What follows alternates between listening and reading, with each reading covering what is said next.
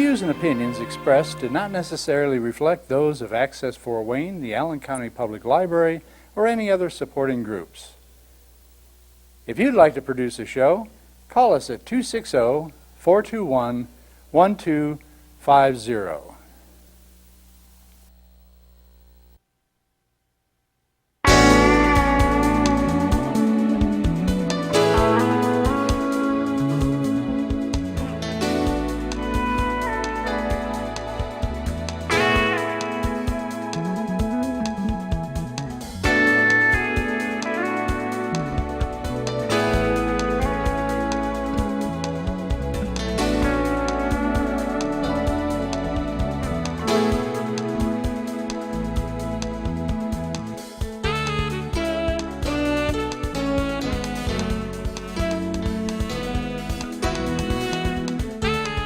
Hi, I'm Dr. Rudy Cashman, neurosurgeon from Fort Wayne, Indiana.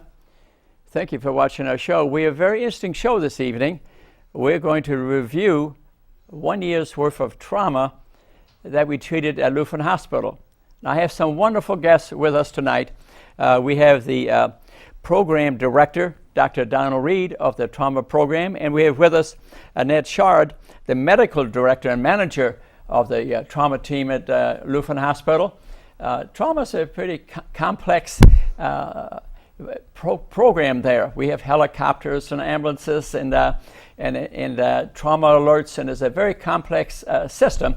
And we see a tremendous number of injuries there, and Dr. Reed will review what we've really seen for the last year. And then we also have a medical student with us, Steve Spencer, fourth-year medical student at IU, and we'll want to interview him, see what his reaction is to watching all this trauma, things that Dr. Reed and I are used to, but he's seeing it, for the first time. And at the end, we'll have a summary about recommendations, how to avoid getting into our trauma system, to avoid these injuries. But certainly, if you are injured, I think we run a very efficient program there, and I've been living with it, Dr. Reed has, and we've I think have very good results from very difficult problems. Dr. Reed, tell us a little bit what you've been seeing in the Lutheran Hospital trauma system in the last year. Well, Dr. Cashman, the primary thing we've noticed when we reviewed the numbers of injuries from the past year are falls. Falls are the primary cause of injury for virtually all age groups, not only in the Fort Wayne area, but in Indiana in general. I've seen the state data and boards and such that I sit on in Indianapolis. And in very young, it of course makes sense, kids falling off monkey bars at schools or falling off a bicycle. But actually, as we age, in the higher age groups, you and I both see a lot of patients who may suffer what's seemingly a fairly minor trauma when they merely fall to the floor, or they're getting up in the middle of the night and trip over a footstool or a pet. And unfortunately, they're often on blood thinners, and that will lead to tragic consequences, as you well know, with intracranial bleeding. Yeah, I see a lot of that in our field of neurosurgery, where minor head injury, normally that would have been a hospitalization for a day or so because they're on Plavix or Coumadin or aspirin, turns into a major injury and sometimes deaths. It's a major problem. What I suggest to the public on this one, if you're on Plavix or you're on Coumadin or warfarin or some of these drugs, be 100% sure that you need it. I see a number of these patients been on for 5 years. No one's keeping track. No one's keeping track of the bleeding time anymore, and they're not on it for a very good reason. So re-examine that. Check with your doctor. Do I absolutely need this drug? Because if you take a fall down the steps or even a fall in the back of your head at home, it may kill you. So I think this is a lesson from that. I must say, as many injuries I've seen over the years, when you think about it now, I think falls, it's a huge thing. I didn't realize it was number one. But if you look at the graph of falls and injuries, say over a lifetime of a person, it's very interesting. It's a little bit of as a teenager, then it flattens out 30s, 40s, 50s, and 60s. And you look at the graph at 60, Don, sky high. Yep. Sky high. So I'm not surprised you said that.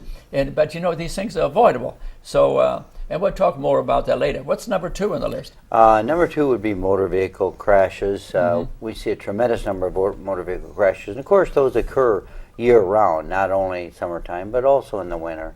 The problem we see more in the summertime are high-speed vehicular crashes, and we see motorcycle crashes, Dr. Cashman, that we don't see in the wintertime. Yeah. One of our big problems in this state, unfortunately, is riding motorcycles without helmets. That's a really dangerous behavior. And I spoke to 2 or 3 motorcycle enthusiasts, for lack of a better term, the past day or two, who have head injuries, some minor, some less minor, because they weren't wearing a helmet. Yeah, this is a huge problem, and of course I've been seeing it for my 42 years at age 39, and I mean, so often that what could have been a light injury now is a lifetime of living in a nursing home, and a significant number die, and these many of them are young people, and what they forget, they have no pain, they're dead, but their family suffers forever. Mothers don't get over this, so to put a helmet on and bicycles, little children, and all of us, especially bikes, you see today, face it, 10% of the people driving a car out there probably some kind of drug.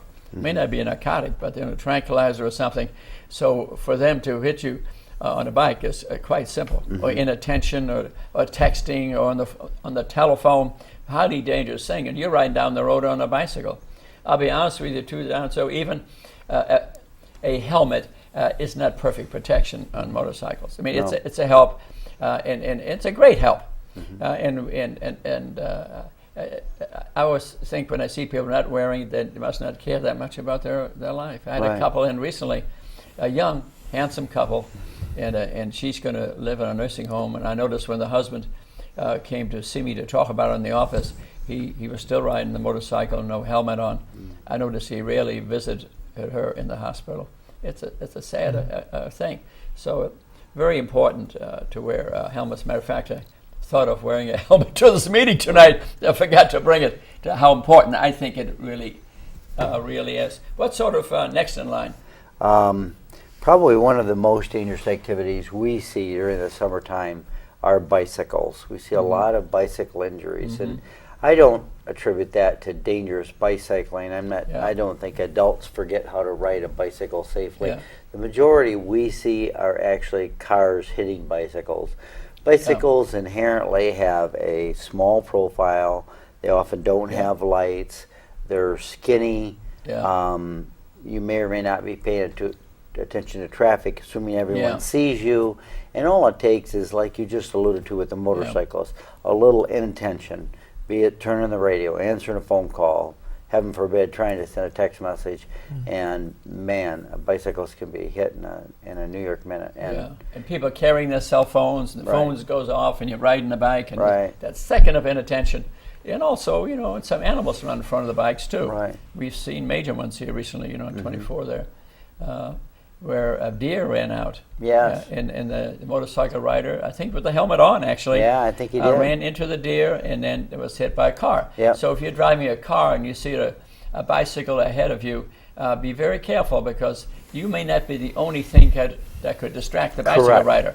It could be an animal runs in front of him, his phone goes off, so I always slow way down, I move over, and they have to think like something bad's going to happen to him. So that's how I drive. I don't go zipping past, and that's where the deaths, occur. Can I enter one other thing here, Dr. Cashman?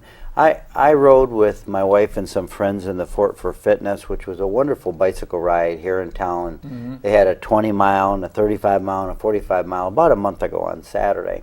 And an entire line of us were riding along one side of the street, and apparently one motorist decided that they were being held up too long, and they pulled out just wide enough to miss us, and then just floored it past a group of riders going uphill over a double yellow line. Now, if there had been a car coming, almost certainly one or more bicyclists would have been killed. That motorist was so inconsiderate, and that is such dangerous. If you hit a bicyclist, your life is going to be messed up. You may not be the one dying, but you're gonna be very sorry about it Be very for sorry a long about it. time into the future. And we have seen numerous deaths and families broken up. Dad's no longer there, mother's no longer there from bicycle accidents. Yes. And motorcycle accidents. What about substances that people are taking, medications, narcotics, smoking, things like that while in a car, distraction, texting, for example. I mean, I was walking through one of the fast food restaurants recently, and I looked left, I didn't see nobody. I looked right, I didn't see nobody, and then went straight ahead, and boy, I just caught myself. There was a teenager getting in line at a fast food restaurant, and she was texting, looking down. She Yeah. almost killed me. That's She it. almost killed me. You have to be very careful today because people are, distracted. And we had a motorcyclist enthusiast couple a few days ago where the fella driving the motorcycle without a helmet had injected narcotics, IV narcotics, right before he got on the motorcycle. He told us this. Yeah. The gal on the back, it was just a girlfriend or acquaintance, not Yeah. a wife, also without a helmet. She comes in from the accident, which they inevitably got into. Her behavior was totally bizarre. So I had one of your colleagues see her. I had neurology see her, a whole host of other specialties. We couldn't figure out what was wrong with her behavior. She admitted to us once she came out of this sort of self-induced coma 2 or 3 days later, she'd been using bath salts and methamphetamines. So she's got a whole host of dangerous narcotics on board, then combines that with an inherently dangerous activity like motorcycle riding, and then not to wear a helmet. This is just a prescription for disaster. This person's guaranteed to lose their life or someone else's.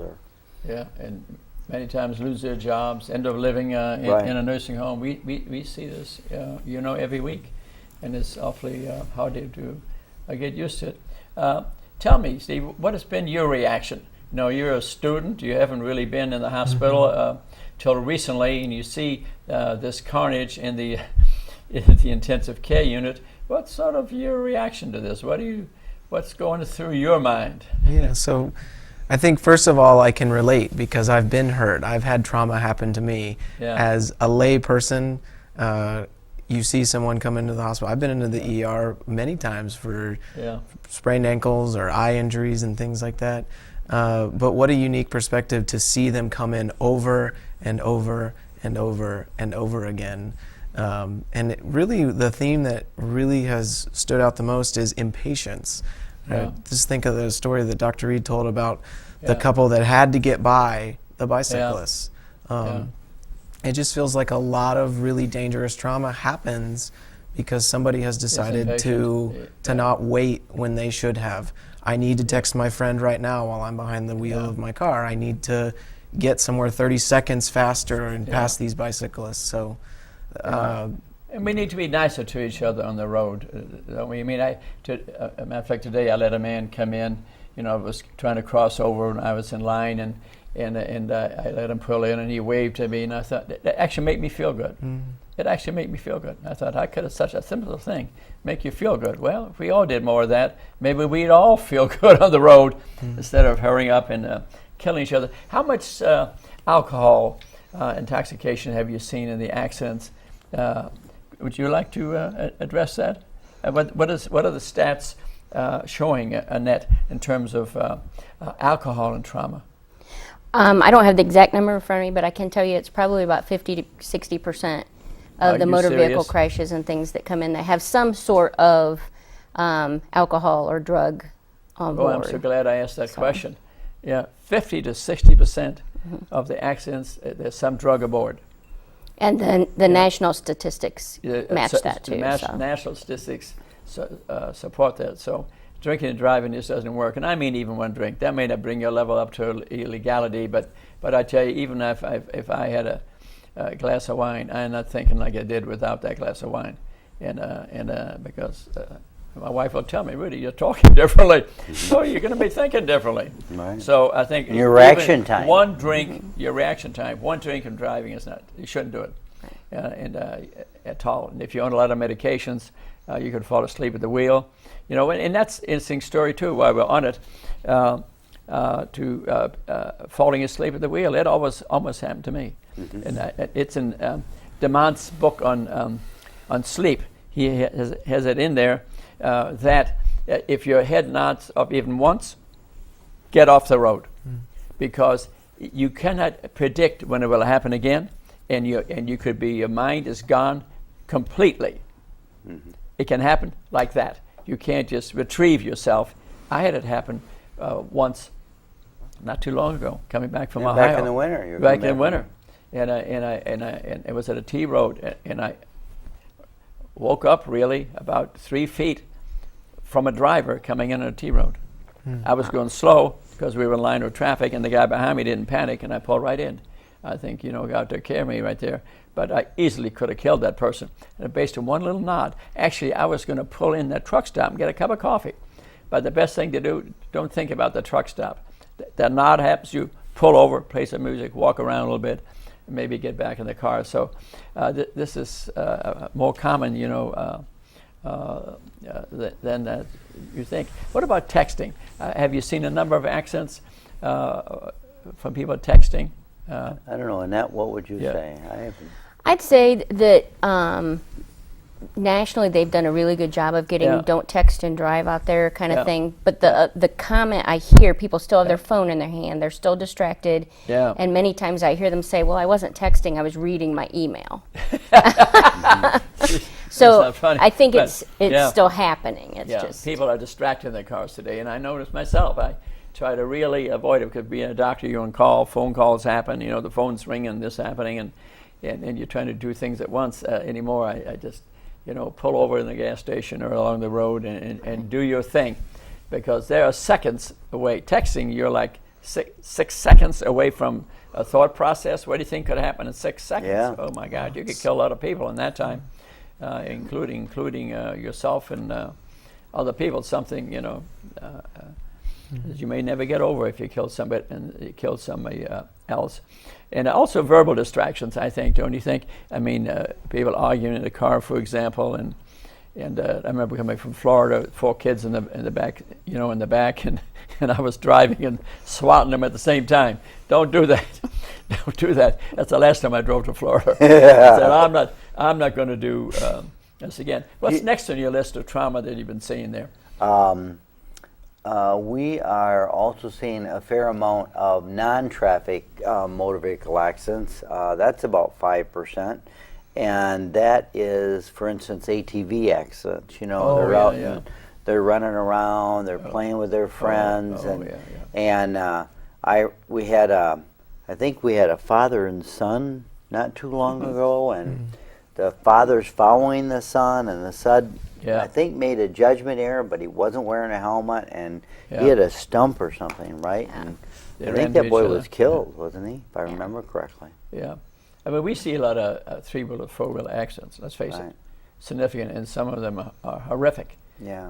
That would fall in the class which I like to discuss a little bit later too, risky behavior. Yeah. You do these, people do these things, but when you're jumping, when you're climbing mountains and jumping out of airplanes and doing parachute stuff, it's risky behavior. Yeah. You're just taking a chance, if that's what you want to do, fine, but you got to realize that when you're high up and you're going way down, and which sort of brings you to ladder accidents too.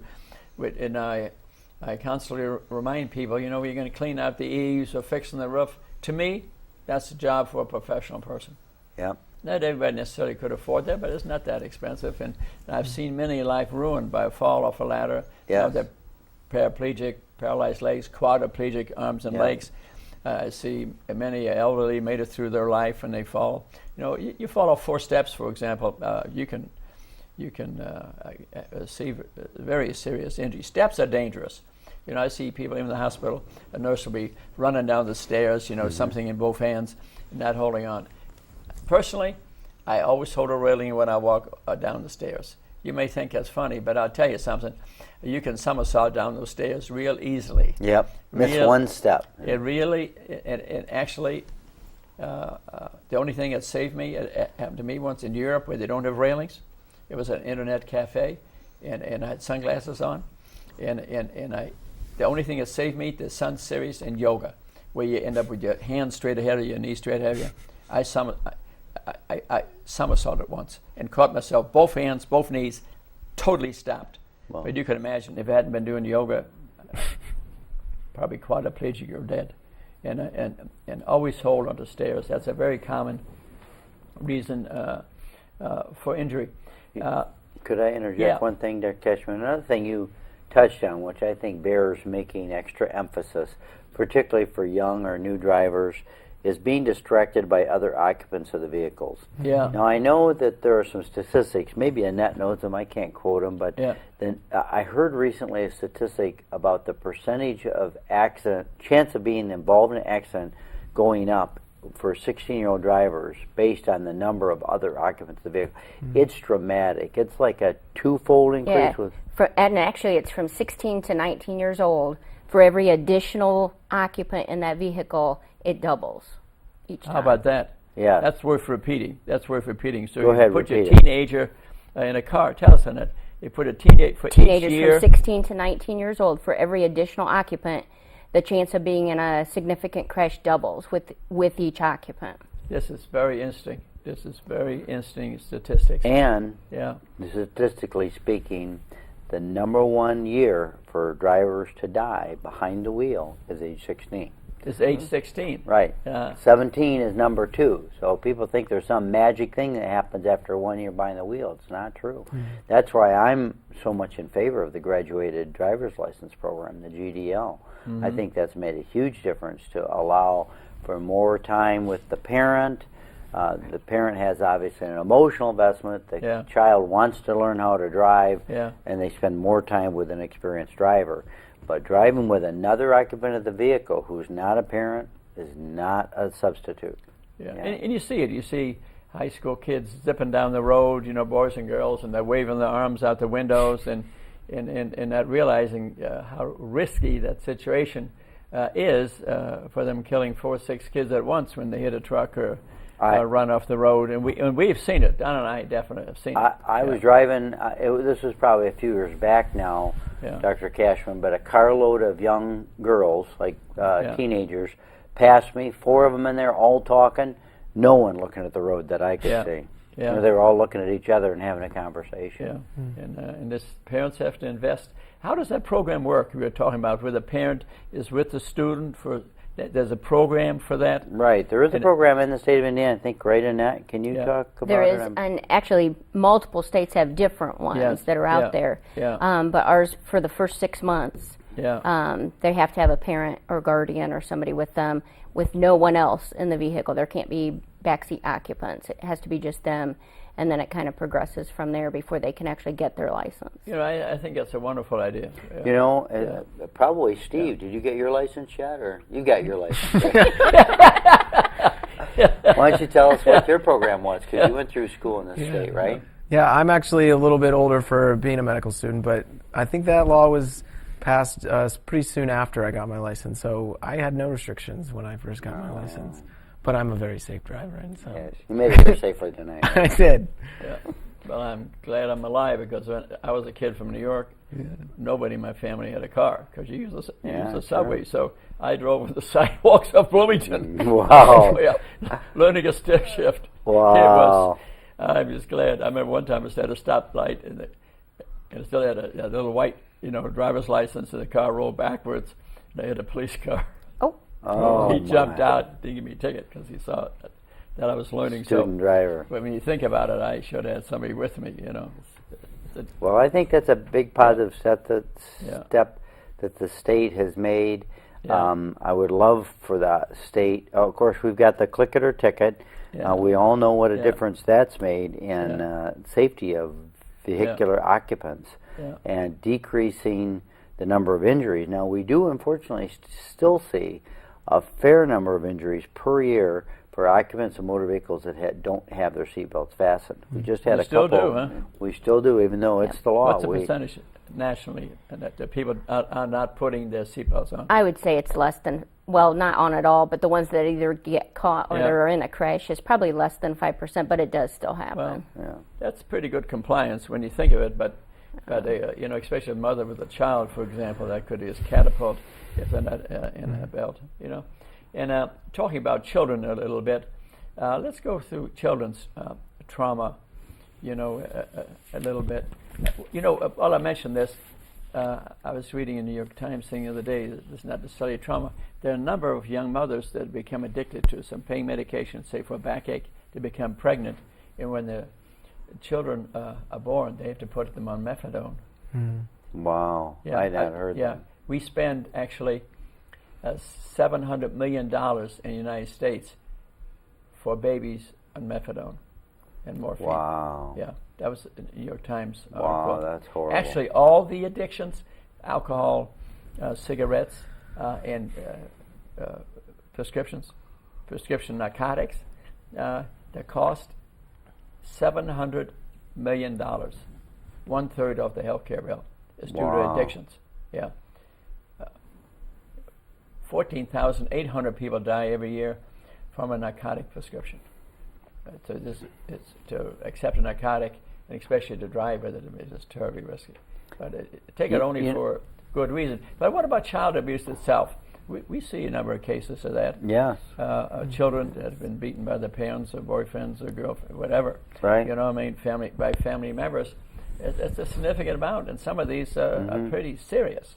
And we're also, because it's summertime, and we talked briefly about falls for children and falling off playground equipment and so on. We'll inevitably, every week or two, get a child brought into, for instance, Lutheran's Children's Trauma Center, and they'll be evaluated with some kind of a story that sounds like, well, they fell off a table or they fell off something. The stories don't always make a lot of sense. The injuries aren't consistent with the story.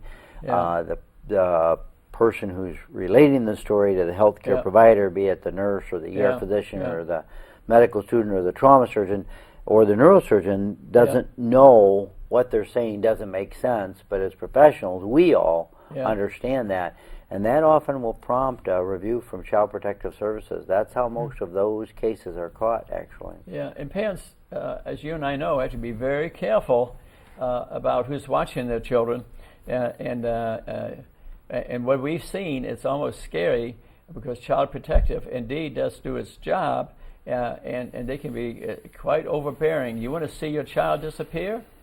Try telling a phony story about what happened. And they figure that out, your child will be a foster home in a day. That's right. We have seen it, have we not? Yes, we have. It's almost scary. And you got to really watch your child and report the truth. Even if something stupid happened, they understand that. But you start lying about it, you want to see a kid disappear? Boy, I've seen it, and of course it's a horrible thing to lose a child and give it to a perfect stranger. But we've seen it in that. I've not seen and often these stories, as you mentioned a minute ago, they're often preposterous about, you know, they're accidents. That's why they're called accidents. And kids will, you know, they'll set for a minute one of these little, what do you call the little tippy things you carry kids in now? It's got a handle, it's like a basket, and they're plastic. No. Well, it fits into it. Well, I'm talking about the one they carry around, and somebody set it on a table, and the 5-year-old sibling came by and knocked the kid out, the baby off. But the parents were honest about it, and the injuries were consistent with that. So although the story sounded ridiculous, everybody believed it, you know. Yeah. I was at the lake recently eating outside in the beautiful weather, and the mother had a few drinks, and she had a new child, and she put the kid's bassinet on an outside bar. Guess what happened? Tipped off. Her girlfriend was drinking too. It knocked the kid right off the bar. Wow. Yeah. And so children trauma is something that we see, and occasionally have to operate on. You know, golf clubs, baseball bats. We see children hit with a golf club. Somebody's too close and hits them, and sometimes a golf ball comes up, caves ahead, and I'm sure as heck have seen that a number of times. Oh, we had a baseball bat injury. I actually did that when I was like in elementary school. Let go of a baseball bat and hit another kid and knocked him out. We had a child recently hit by a baseball. It was an accident. I think in this case, a sibling was swinging the baseball bat, And the younger sibling walked right into the swing and got hit. And she did fine. She recovered. But I think it bespeaks to the point that parents need to be cognizant all the time of where their kids are, especially age relevant, what kind of activities they should be doing, how old the siblings there are around. I took care of a young Amish boy a year or two ago who was running behind the family horse with his siblings. Well, wonderful summertime activity. We're out. We're going to chase the horse. Except he was the run of the litter, and he was back behind and caught a horse hoof in his liver. So we admitted him for a liver injury. Now he ended up doing okay, but parents need to be cognizant of those kind of things that kids can get into. You have to evaluate behavior to see whether it's, what's the risk level of that behavior.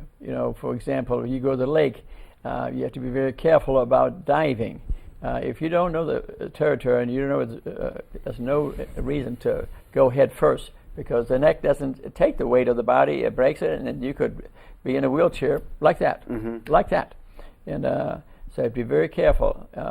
I don't dive at all anymore because I've seen so many quadriplegics from diving that literally I go gluteus first. Not that the pool's very deep, you can do that, but when you're falling from a height and you go in head first, this little guy, the 3-pound piece of fat sitting in bed, doesn't take a lot. That neck doesn't take a lot.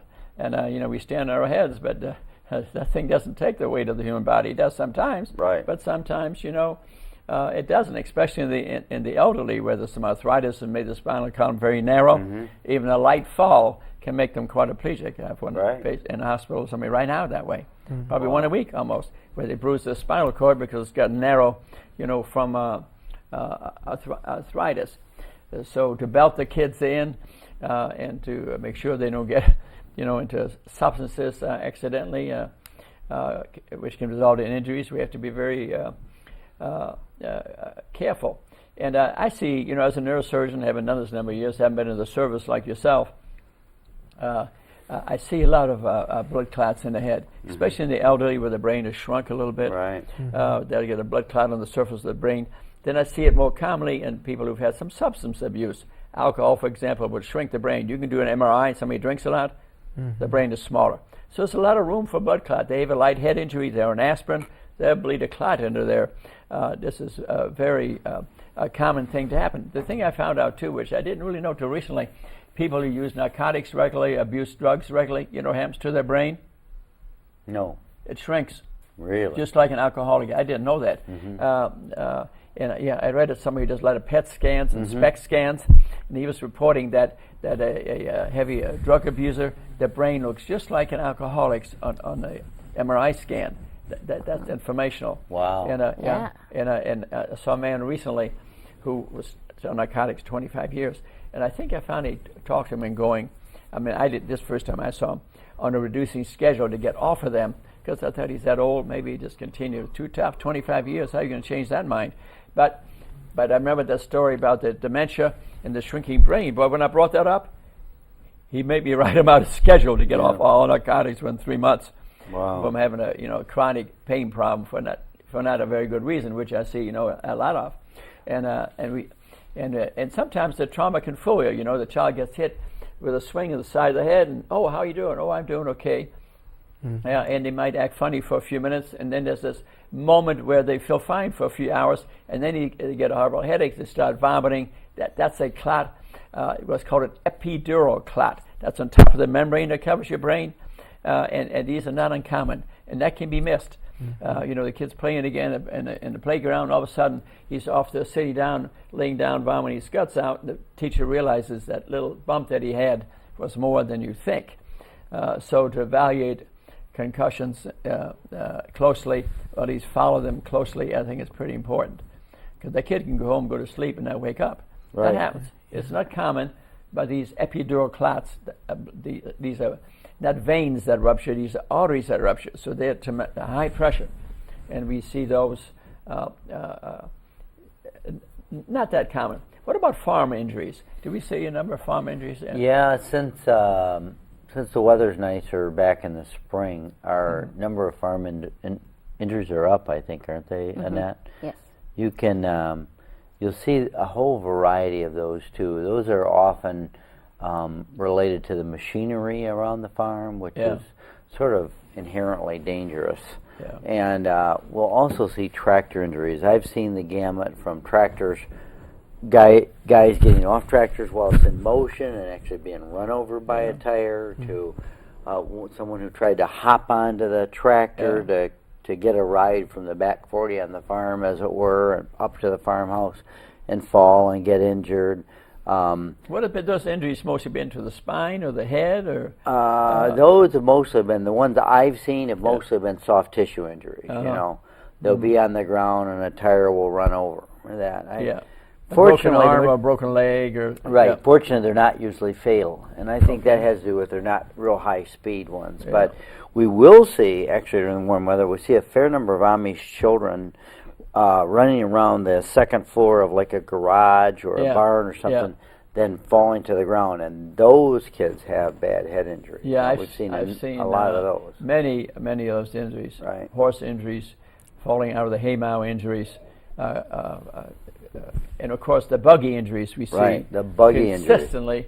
And I think the same as a bicycle. If you're driving in a car and you see a buggy ahead of you, you got to give it extra respect. Right. You can't be going 60 miles an hour. That's a horse. The horse might do anything. Right. And they may step on something or be scared, or a deer runs out. Right. And you got to give it respect. When I see a buggy when I'm in the country, I tell you, I take my time. I move way over, and I might even wave at the folks. And you got to not be offended by that, and just have a friendly attitude and respect them. They have the right to that road. Absolutely. I've been inside of quite a few Amish farms. I think I've told you. I make house calls occasionally on a just to learn their culture. And what a fascinating people. Yeah. And they work very hard, but they're exposed to a lot of injuries. But you know what I found interesting about them, though? They have tremendous capacity to recover. Right. I've had them just beat to pulp, and 3 months later walk out, nothing wrong. Back to work the next week, you know. Or I had one with an electrical injury that he had his arm up here, to show you something about narcotics. His arm up here for 2 months.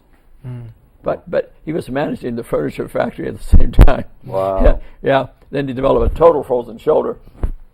And I said, "Do you have any pain?" He says, "Pain?" He says, "I'm too busy for that." Then he had the frozen shoulder when they took him down. Yeah. And he took aspirin and Tylenol. Different culture. You know, now I have not, in all the drunken vehicular drivers I've run into, gotten in accidents and injured themselves. I've never admitted an Amish person who was drunk from an accident. And what I've heard is the key there is the horses are trained to take them home. So if you pass out in a buggy, maybe we'd all be safer if we just drove buggies. Yeah, that's very interesting. And what about sports injuries? Did we see, I don't recall this year seeing a lot of football injuries besides a little concussion. Fortunately, I didn't see any paraplegics, quadriplegics. Did we have any in the statistics? I don't think so. We saw a lot the extremity injuries. The orthopedic doctors will take care of those for the large part. But the last head injury I saw was a baseball in the temple of a coach who was trying to show his players a correct pitch or something. Yeah. And apparently the correct pitch connected with the correct bat, and it went right into his temple. So helmets are helping these high school kids. Oh, I think so. Undoubtedly they're better designed now, but still, you get a lot of concussions. We know from studies, and my son Jeff gives a lot of lectures on concussion. He's a neurosurgeon, you take about 6 or 10 hits, and years down the line, you may have a memory problem. Mm-hmm. We know that from the football leagues. The NFL's own data. NFL's, right? You know what? You mentioned something a few months ago I'd like to come back to, Rudy. Yeah. You mentioned that there are a fair number of drivers in the Fort Wayne and its environs area who are operating motor vehicles, particularly cars or trucks, under the influence of prescription narcotics. Yeah. And this is a lecture I often give to patients after accidents, and Yeah. I'd like to say to your viewing public, Yeah. remember, if you're taking prescription narcotics, whether they're prescribed by a physician or illegal, if you're going to operate machinery that is exactly the same as having an alcoholic beverage and going out, the effect on your sensorium, your reaction time, your judgment is exactly the same. And if your physician does not mention to you that you need to not drive while under that influence, you need to ask them about it. I think that is excellent advice, and especially this narcotics business, concerns me a great deal because I write about it. I've written a book about it, about pain. I'm writing another book about pain, and don't accept a narcotic prescription unless you clearly know the reason. You get cancer, you get a broken leg, you get something. Don't take it for a little old backache, some routine thing. Here's your Vicodin, here's your Lortabs, here's your oxycodone. We had 70 deaths in these counties last year from narcotic prescriptions. Wow. 14,800 in the nation. Wow. It's a scourge out there. I don't think the public is aware.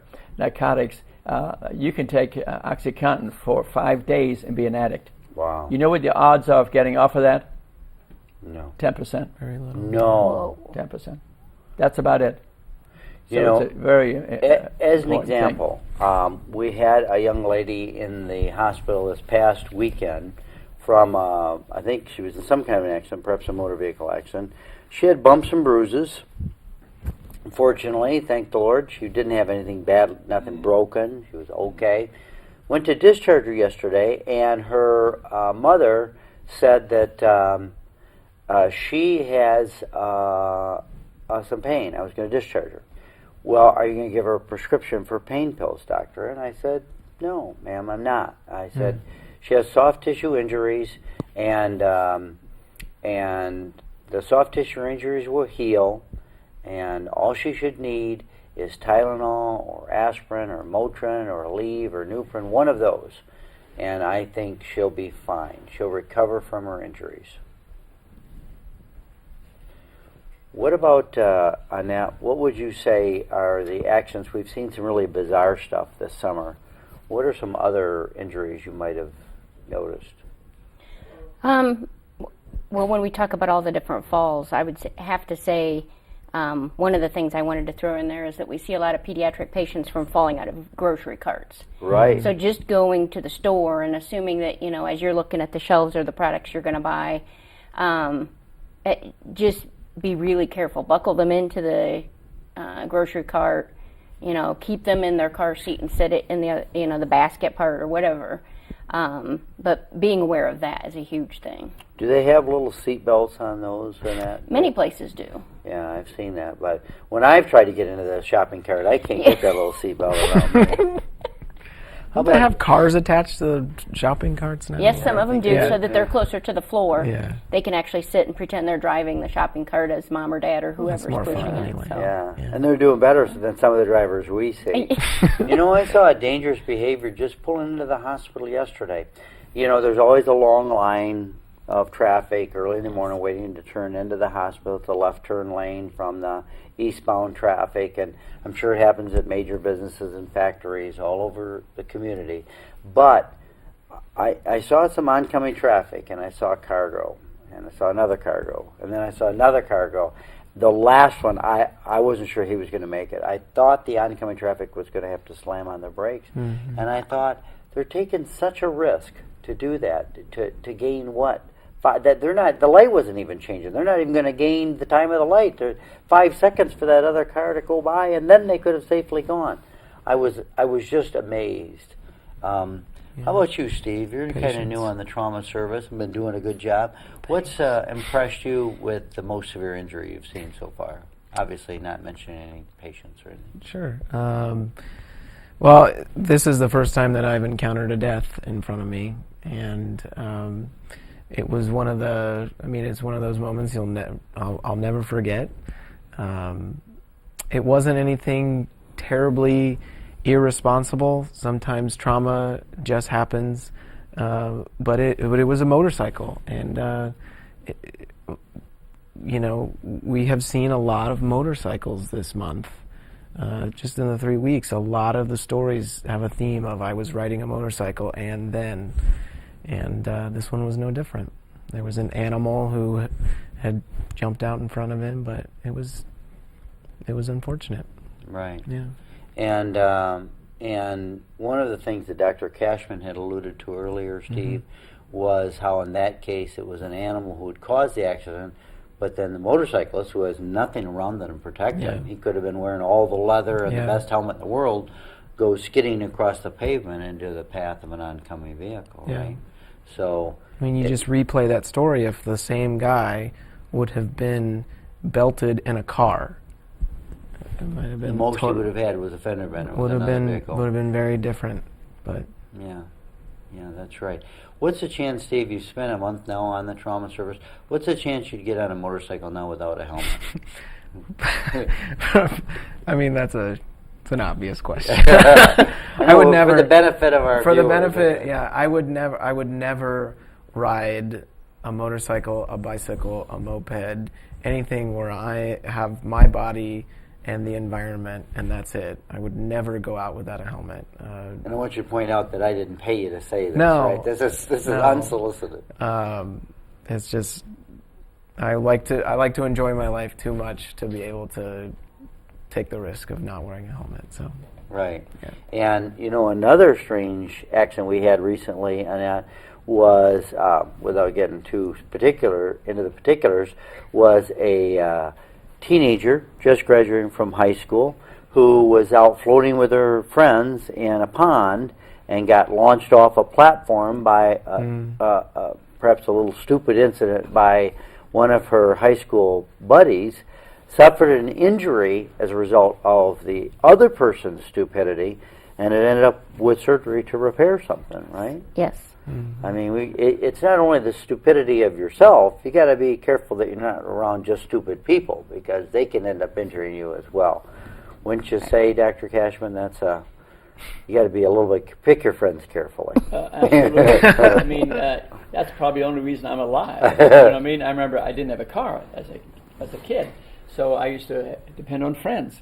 And that almost got me killed. I remember one boy, he had control of the car. We had about 4 teenagers in there.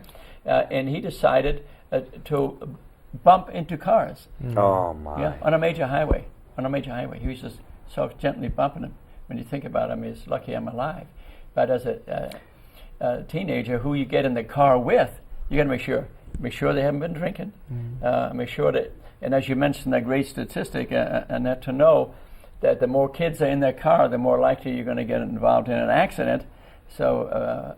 It's your life. You must help you control it, and the parents need to teach you that. But if you happen to see the show, keep that in mind. And, now, when you were in this car as a teenager, that wouldn't have been before seatbelts and airbags, would it? That was before seatbelts and airbags. Yeah, we'd I think flown all over the place. Oh yeah, I mean when I think of all the situations I was in as a child, I didn't have a car. I used to hitchhike. Right. Something a very dangerous thing to do, but in those years it was a little bit safer. But that's how I hitchhiked from New York City to Bloomington and go to school. Yeah, when you think how dangerous, that is, it's very interesting. So let's go over the field a little bit. We have sort of 5 minutes here to summarize things a little bit. And I personally think that down in Net, you're running a really efficient trauma system over there. I'm really proud of you guys, I'll be honest with you. You're always there. I can easily always find you. What generally happens when the phone call, there's a huge accident, say on I-69, 3 people laying out on the highway. What happens? Well, the first way it starts, usually, Dr. Cashman, is we'll receive a radio call from the local EMS providers or from TRA, say here in Fort Wayne, if it's in Byron's. And then the ER physicians are alerted. If the helicopter is sent to pick up the victim or victims, then we're notified while the trauma victim is en route to the hospital. At that point in time, usually Annette and I and Steve or the other nurse practitioners are all alerted by pager that there's a trauma en route. Once the trauma arrives at the hospital, usually the team is assembled, and this is pretty standard for any American College of Surgeons verified trauma. And the OR is alerted. Yeah, the OR is alerted. Anesthesia is alerted. Right, anesthesia. The intensive care units are alerted. Yeah. Radiology is alerted. CT scan is frozen, put right in suspended animation in anticipation of a patient coming in. Wow, I mean, you are ready to go. Right. You were ready to go. And, you know, I've been in this town, as I mentioned, already 42 years, so I've evolved with this whole system of trauma. I mean, when I think back years ago when I lived in Forest Park Boulevard and I was living close to Parkview, Lutheran, the same thing, there were no ER physicians. Really? Dr. Thomas and I used to race over there because we were both poor enough for the person who would do a tracheostomy on the injury patient. We didn't intubate people.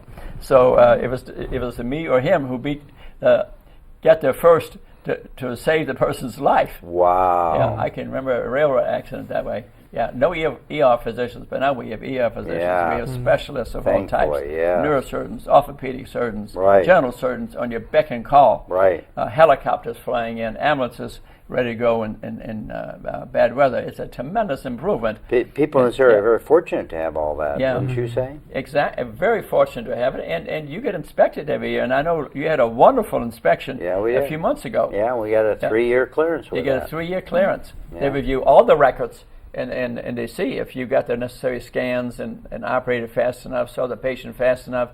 They check the timing, the arrival of the surgeons and everything.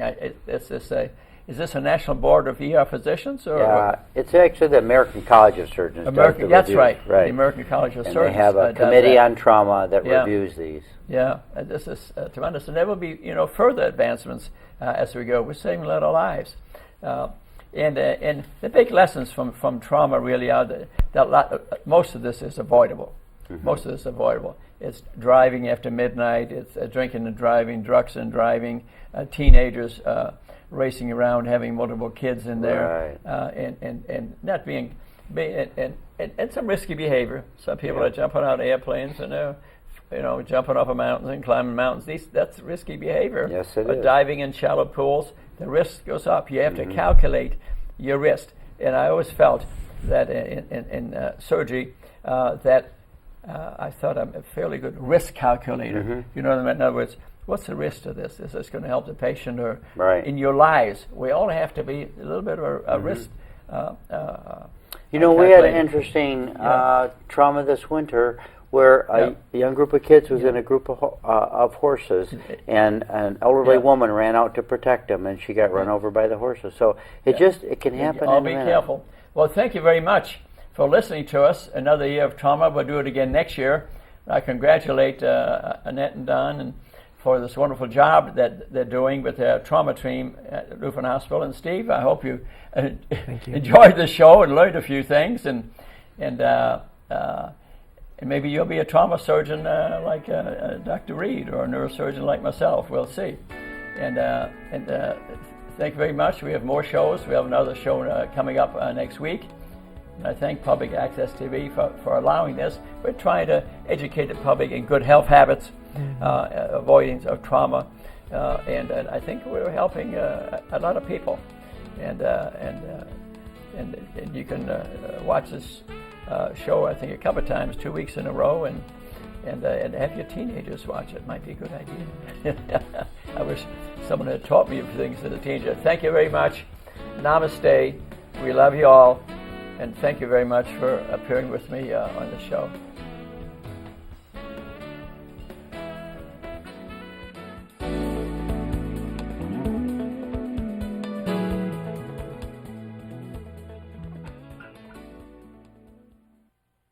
Close.